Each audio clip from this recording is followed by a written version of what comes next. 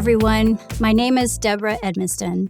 I'm a multi-genre author, and I started this channel to encourage writers and those interested in writing through author interviews, book discussions, and writing workshops. I'm not sure where all this channel will take us, but my hope is that this channel will encourage others to create through words. I began writing later in life, and because of that, I wanted my first series of author interviews to be with other authors who began writing later in life as well. My first guest is author, librarian, educator, and counselor Jane Biehl, PhD. Jane's most recent book is entitled, Do You Have a Voice? Memoirs of My Journey with Deaf and Hard of Hearing People. This is Jane's book. So let's welcome Jane. So welcome, Jane. How are you tonight? I'm good, and I am just delighted to be here, and thank you for asking me to share my story. Thank you for being my first interview. And because it's the first one, we might have some growing pains, but hopefully we'll have fun doing it. So I showed everybody your most recent book, but before we get into that, can you tell us about your family, your life growing up, situations you faced in school? Yes.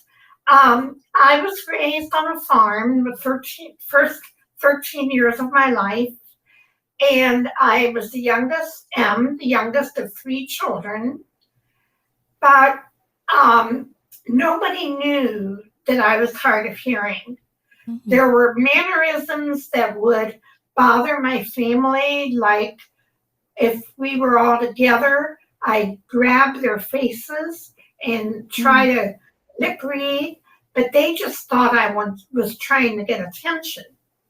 And It wasn't until I was in school that, and the teacher, I was not listening. I was looking at some artwork on the wall, and she came up behind me and slapped my hands. And I thought, what did I do wrong? But she told my parents she thought I had a hearing loss. So she was the first one. Yes. Okay. That I had a body aid with a cord. It was very visible. And the reason I say that is it caused some bullying along the way, but it helped me to hear. And I also had 7 years of lip reading, and that helped a lot. I loved the speech pathologists, and they really taught me well. However, it was before the American with Disabilities Act, so I never got any extra services or help. And I did not realize the fatigue that I was experiencing was horrible, because you're trying to lip read, you're trying to see who's talking in a group, you're trying to process, and it becomes a very difficult process. As a result of that, I began to get a lot of physical illnesses. And when I went on to college, and there was no disabled student services at all, I became so ill that I kept going in and out of the hospital. But nobody linked it to hearing loss. Nonetheless, I graduated from undergrad with a master's, and then I went on and got a master's in library science. And my first job was as a children's librarian. I remember reading in your book that your parents didn't really advocate for you. They just kind of went along with what the principals or the teachers said, and you had a few teachers that really bullied you. So can you talk about that family dynamic and your siblings with hearing loss? My sister was the closest as far as helping me out, but she also shared a bedroom with me. Mm. And one example was she noticed that I had one of the old vinyl record players and I had my ear down to the record trying to listen. Uh-huh. And she came over and she said, "Do you want me to write out the words?" Well, I thought that was just fantastic. So it Yes. was Run Lassie Run. I even had a love for dogs back then. Although I wasn't allowed to have them in the house, they had to be out on the farm. My family didn't allow that. But I love dogs and I love that song. So we invented captioning. My brother just ignored I love that. That's what I said. 1950, that was probably 1959, 1960. We invented captioning. That is My wonderful. brother ignored the whole thing, and my dad said, "No, you're fine." My mother was kind of wavered back and forth. She noticed when I was so exhausted that I would actually, when our family get-togethers would happen, I would beg her to let me afterwards just go to the bedroom and debrief would be the word for a half hour or so before I started the dishes. And she began to realize some of these things, but it was, you will do it. But they were both teachers. And they were bound and determined I was going to be normalized and I was going to achieve. So I remember hard. reading that in your book, and my heart kind of ached for you that there was that lack of understanding even in your immediate family. Yes, and later on, as you know, I got a master's in rehabilitation counseling, and I found that the family dynamics usually are the father just ignores it. The mother may be a little more sympathetic, many times becomes the advocate. But my mother followed my father's example. And that was kind of the times then too, as well. Yes. They did, though. That's one thing they did do. The teachers did not want me in their classroom because I had a hearing loss. My parents were bound and determined I was not going to be placed in special ed classes.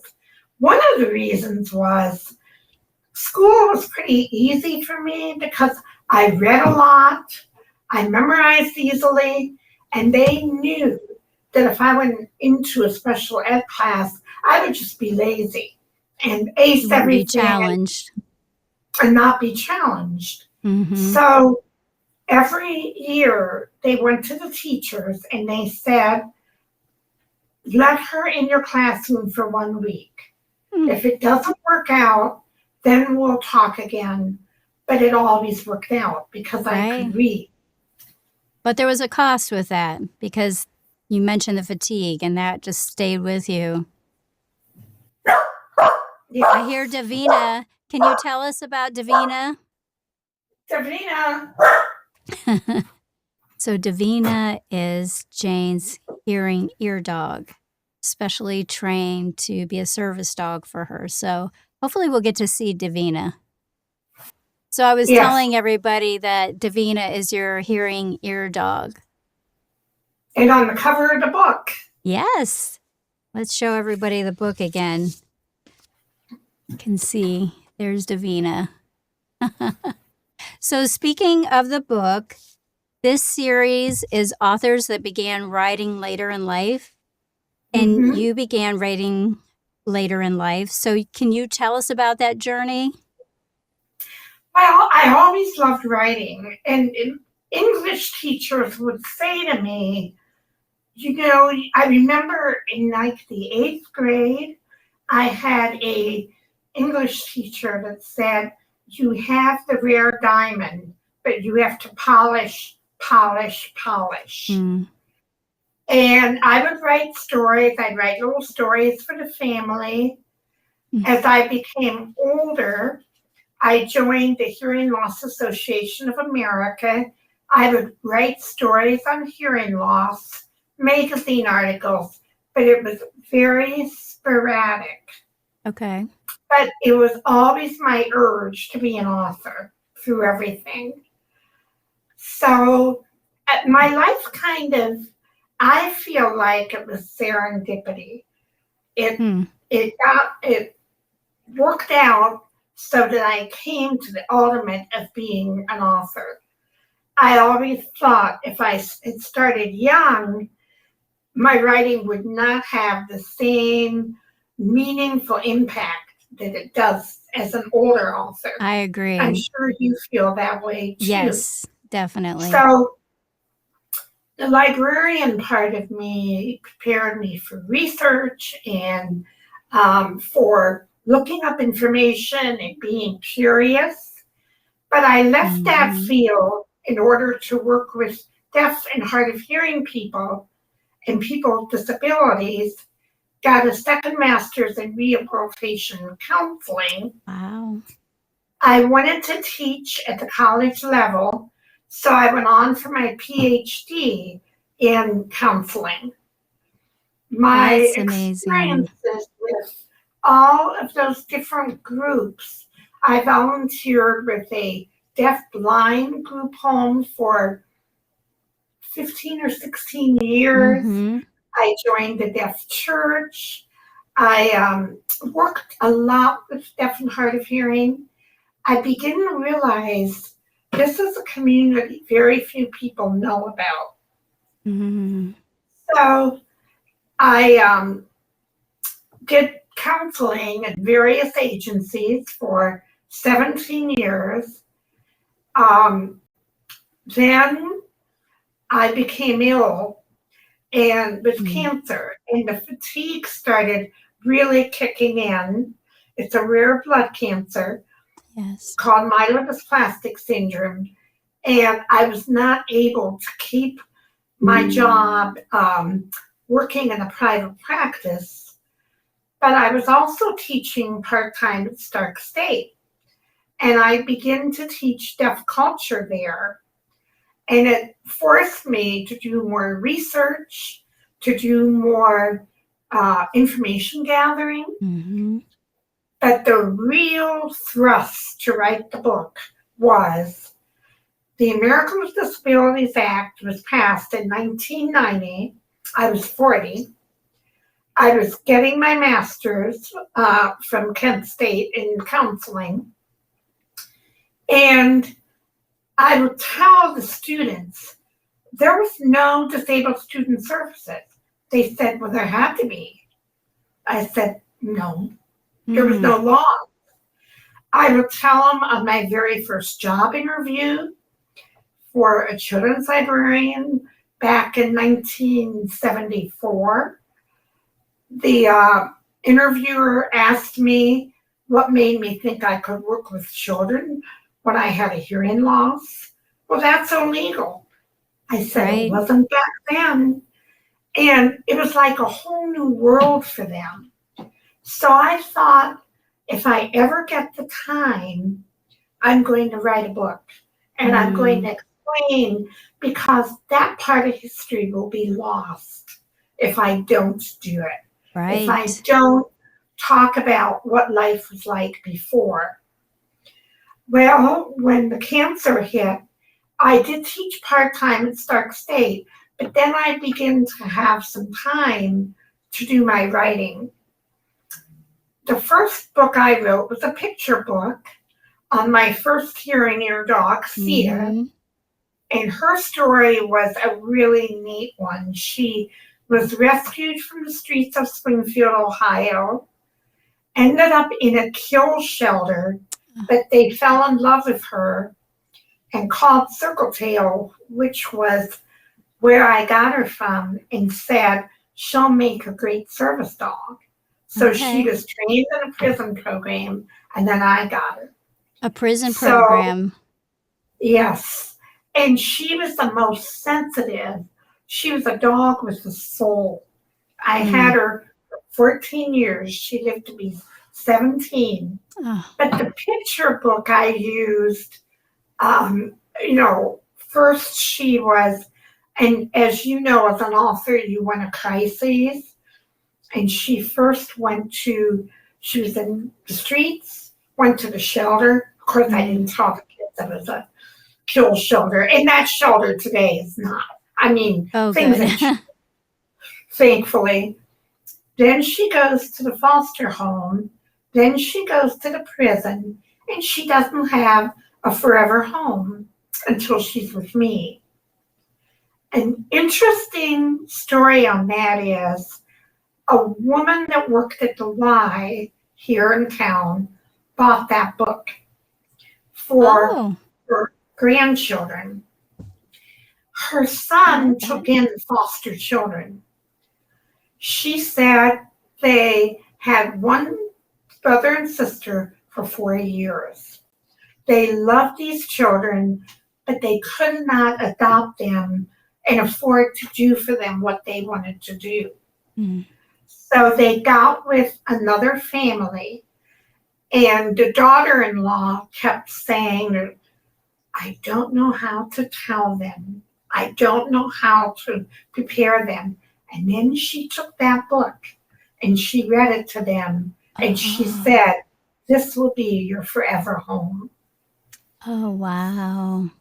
So I thought, if that's the only person that was ever influenced by that book, Right. it was worth it. You So I probably wrote, never imagined it would be No. used in that way. No, I never did. Then I wrote a book of devotionals with Sita. I kept writing stories, and a friend of mine said they're devotionals, paw prints on my soul, and people enjoy that. It sold fairly well. I took my articles. I've been writing many articles for Cure Today, a cancer magazine. I took the first 25 and published them. You compiled them? I actually went to Archway Publishing Company, a subsidiary of Simon & Schuster. Okay. I don't think they did a very good job. They Oh. just put it together. They didn't have the print large enough. A lot of things they did wrong. Okay. Plus, I don't push it because people can get onto my website and onto the Cure website and see the stories. Tell everybody what your website is. It is janeandcita.com. Okay. It was Sita and Jane. Now it's janeandcita.com. janeandcita.com. Okay. Yes. So then tell us the continuing journey that led you to the latest book. Then I decided I was going to be brave and write this autobiography combined with a lot of information. We didn't have a lot of good books to use for deaf culture classes. I thought it could be used for that, and I started on the journey. The first thing I had to do was cut over half of the dialogue. I went to a publisher who kept it a year, did nothing, and then said, I can't work on it, and gave it back to me. So I lost a whole year. Oh, no. So that's discouraging. Yes, it is. But through our group, I found another publisher, and she said, you're going to have to cut and cut and cut, but it is a story that does need to be told. So we worked and worked and worked on it. It's done very well. Stark State is using it for their deaf culture classes. That's wonderful. So it is being used. I just came back from a national convention of Hearing Loss Association of America, did some book signings, and also did a program on the book there. So it's over 300 pages, but they're large print. Right. So that's been my biggest accomplishment so far. So it is an amazing book. I've read it. it Thank you. encompasses so many things into one. Just the bullying you went through, the passage of time from when you were a child to older, how much things changed, but then how little some things changed. So it's a very interesting read.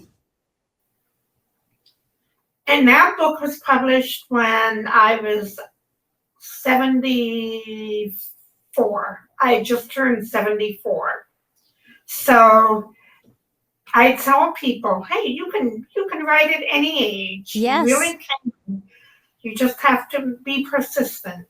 And that's what I'm hoping this series of interviews will really encourage people that are older. Like you said, it's never too late to start. No, it isn't. Especially like you, if you have a passion for something, it's so easy to put your heart into that writing. And I'm sure you feel this way.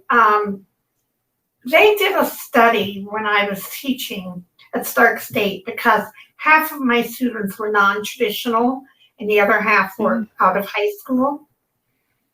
And the non-traditional would come to me and they'd say, we can't do this. We forgot how to study. This is all overwhelming. We don't know the computer. And I told them there was research done that both groups did equally well. The students that came out of high school knew how to study, knew the resources. The students that came back later knew how to organize, to set up, to use their time productively, and to add a maturity. And I didn't see any difference in grades for either group.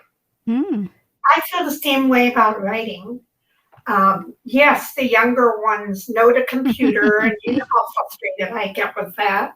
Because my first computer, I was 40. These kids started when they were 3 and 4. It's like they're born with this knowledge now. They are. It seems like it. It does. It does. However, we have a maturity and a different perspective that we can add to the books. I agree. And so I don't regret that. This was a time in my life. I will say this, writing was therapy for me. Yes. When I was given the diagnosis of the cancer, I was told I only had maybe 8 years to live. I had to go through a lot of nasty, nasty treatments. Yes. Then they wanted to do a bone marrow transplant, and I had varying opinions on that. Decided not to have it and to go for a new medication. And now I'm doing very, very well. Very well. But you seem to be. Through all that, I went to my writing.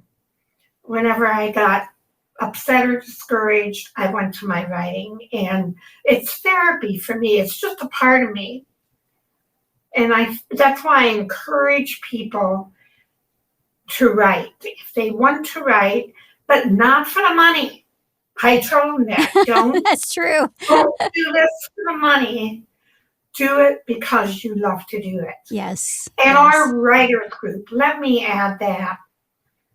You don't even know what an influence you've been on me. I stayed in this genre and was afraid to leave it. And when I decided I wanted to go into creative, historical nonfiction, you were the one that encouraged me, and you still are.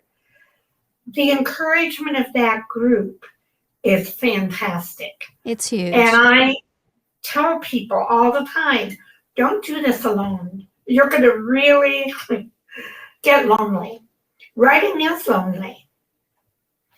And if you get a group to help you, that's really important. Plus, we have a lot of fun. Yes, we do. So for everyone watching, the group we are part of is called the Right Stuff Author Group of Canton, Ohio. It's led by Don Ake. And I first met him him at an author fair in North Canton. It was my very first one, and he invited me. Like you said, the encouragement from people, the help with editing, it just opens up so much to be part of a group like that. Mm-hmm. And so I'm excited for your historical fiction book. I am really excited, and it's very, very different. I love it because, and we haven't talked about this, but in the nonfiction, I had to make sure I had everything accurate and go back and check dates, and especially with Do You Have a Voice? Because the deaf would have jumped on that right away. And I was ready for them to, and so far they haven't. But I'll have a character, and I'll think, can I do this? And I'll think, yes, I can. Yes. That's why it's creative fiction. Right. And I'm having so much fun developing the characters. I have learned, an example is, do you want me to just talk a little bit about it or not? Yes, please. Again, life just did a circle for me. I did storytelling for the Hoover Historical Center for probably 10 or 15 years. CETA was always a huge hit. We've got like 80 people on the hottest day. It was always in August, outside with the kids, and I would do storytelling with her. And they weren't allowed to pet her when she was in vest, but I would take the vest off at the end of the program and stand with her and let each child pet her as they left the program. So everyone knows invest means she's working for you. She's alerting you, and they were people are not to pet her. Yes. So, but the people from Circle Tail said, you taught her that, we didn't, but she learned.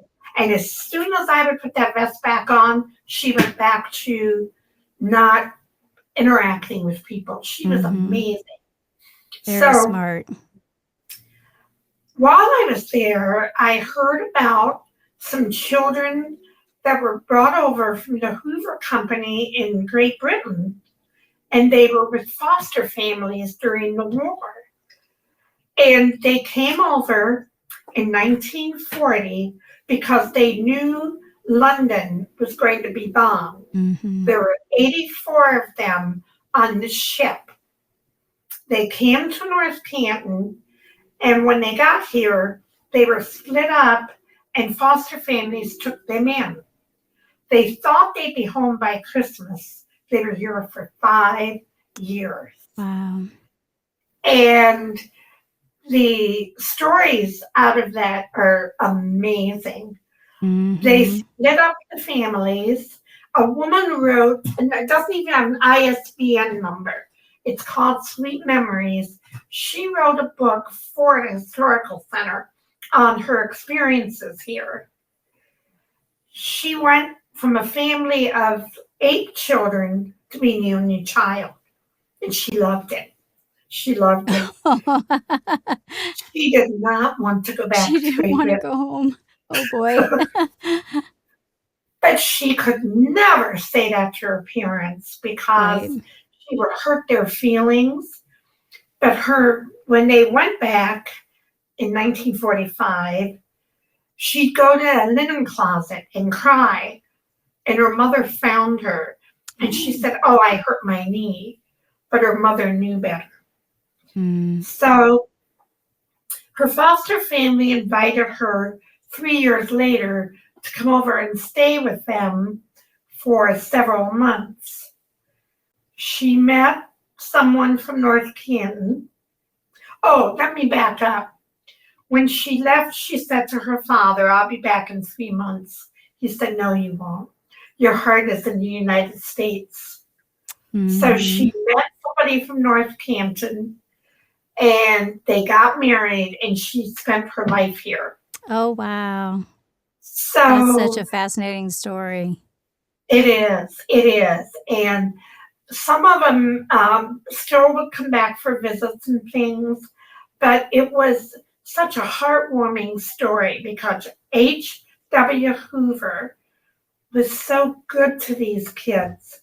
He would have picnics, he would have outings, he would help them, and the foster families got very close to them. Mm-hmm. But going back to, it's different now because I wanted to have the parents here being able to afford a hearing aid. And I thought, were there hearing aids back then? And there were. But I had to check that historically and make Yep, sure. that's important. So it's a whole different genre, but we, as you know, you've written a lot of these. We still have to do our research, Yes. but we can be more creative, and I love it. So that's so interesting to me that you found another way to tell stories about those who hard of hearing with hearing loss, deaf. That's I gonna made this woman deaf. I made her deaf in the story, and then it opens with her being in they had safe houses, safe places that the British children would hide in when they thought that there was going to be a bombing. mm-hmm. And she couldn't hear, she couldn't lip read. Ah. On the ship, she was really, this is true, sick the whole way over here because it was really violent, bumpy waters, and so she wasn't able to lip read because she was so sick. And then when she got to the United States, she gets a hearing aid, which helps. So yes, I used all that background Mm-hmm. for the main character. I'm so And excited for that story to come out. Me too. I know it'll take a bit, but I'm really excited for it. So I wanted to get back to the newest book, Do You Have a Voice? And I wanted to ask you, you said it was therapeutic to write this book, but what was the emotional impact on you of writing this book? Because you had to dredge up a lot from your past and different things you went through in your life at different stages. Well, what Deb is referring to is I moved, it was a disaster, it was a recipe for disaster. I moved in the 8th grade to a new school where they didn't know me, had a body hearing aid, had severe acne, and my father was principal. Mm-hmm. I was made fun of. Back then they had ink pens, they'd spatter ink all over me, put bubble gum in my chair. They were just horrible. But the worst of it was the teachers were afraid of. It was a group that I understand did this all the way through the time that they were there. So sad. And the teachers didn't stop them. So that was really, really an eye opener for me. So was that hard for you, dredging that all back up? Yes, it was. And it was hard for me even to write about my parents. They're both gone now, and I don't know if I would have been able to write that when they were alive, because I think that. they would have been upset by some of the things that I put in there.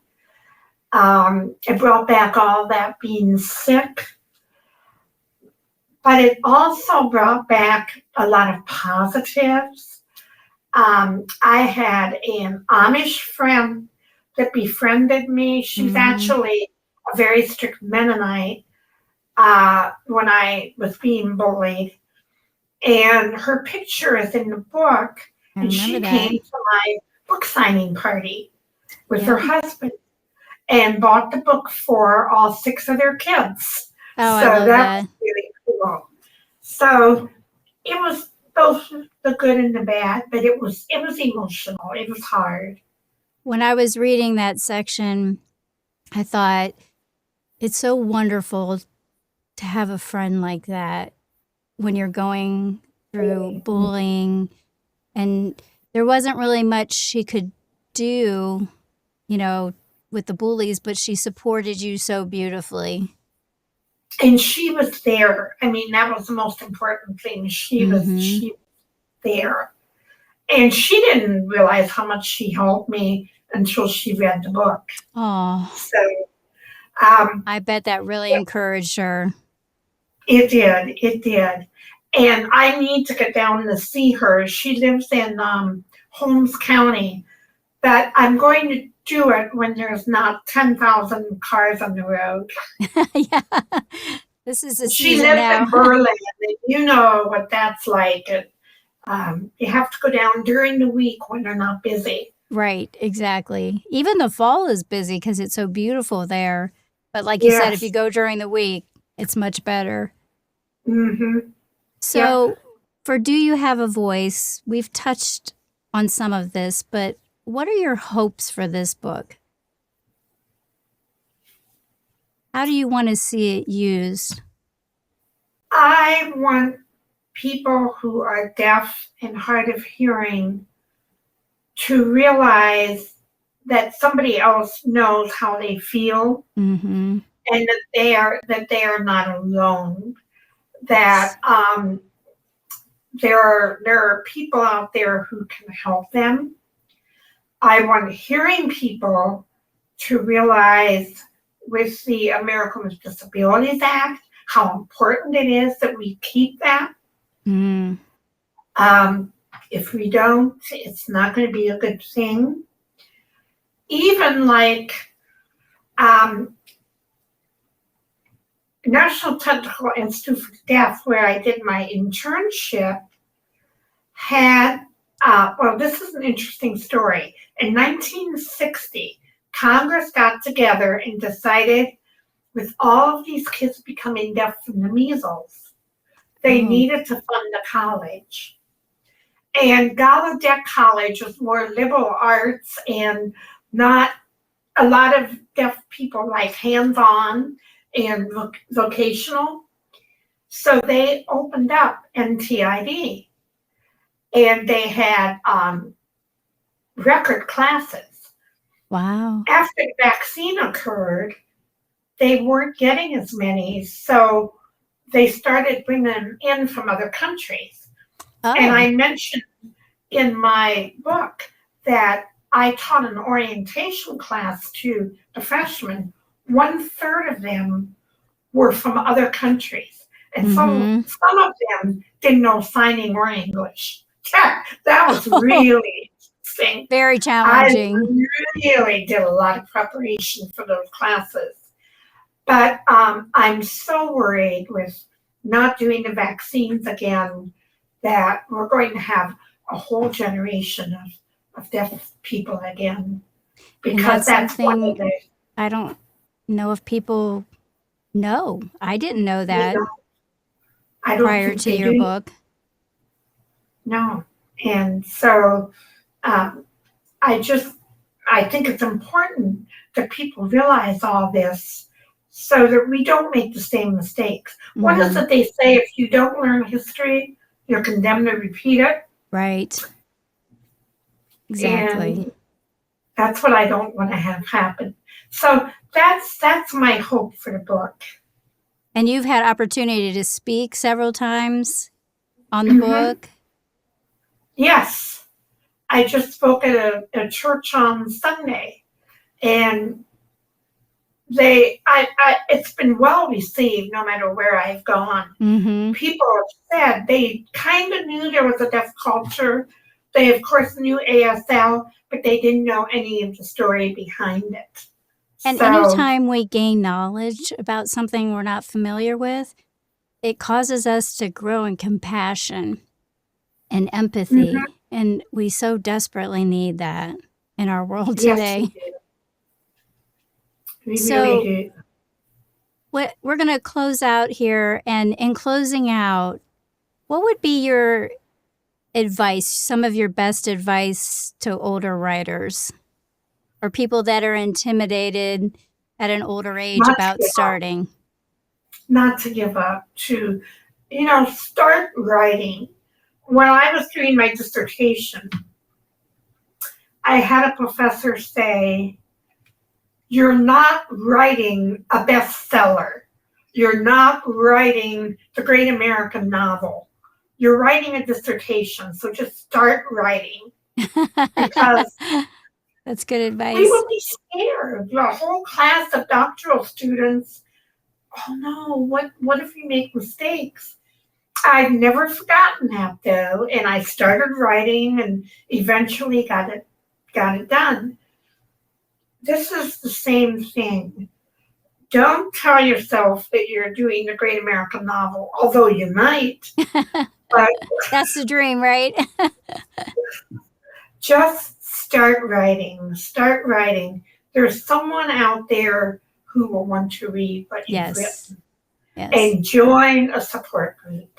Those two, start writing and enjoy a support group. I talked to a friend of my neighbor's who he's written it, but he didn't know what to do with it. And he will be at the group on Thursday night for the writers. He's so excited. Oh, great. And That's I told him so my awesome. story. Mm-hmm. So And tell he everybody, said, I'm sorry, go ahead. "You don't have to do this alone." Yes, I yes. said, "You don't have to do this alone." It's good when you share your doubts, your fears, that imposter syndrome with other people, because they can bring you out of that and just tell you, nose back to the grindstone. Just keep going, Yes. Keep writing. Yes. So tell us about where your books are available.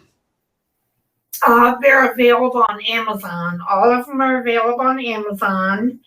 And then the Do You Have a Voice? There is a company called Diglo, Diglo, and they only do resources for deaf and hard of hearing. Okay. And they also do free shipping. So that's nice. On all of their products. So that's a great place also to get that book. Okay, that's very good to know. Yes. Well, Jane, thank you for being my very first interview. It was very informative. I'm positive so many people will enjoy it. And again, I want to hold up Jane's book, Do You Have a Voice? Subtitle, Memoirs of My Journey with Deaf and Hard of Hearing People. And like Jane said, you can find it on Amazon. Well, again, thank you so much for joining me, and hopefully we'll do this again sometime. Okay, I enjoyed it. Take care, Jane. You. Bye-bye. Bye.